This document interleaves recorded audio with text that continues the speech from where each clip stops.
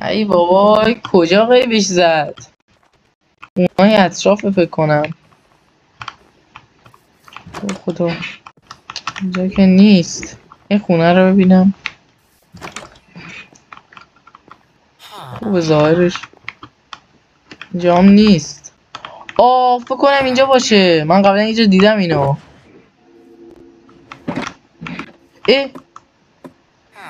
تو کجاست؟ ای اینجاست. بمیر عوضی. بعد سالیان سال انتقام پدرم ازش گرفتم و وقت دزدیدن وسیله هاشه. آره دیگه همینه دیگه.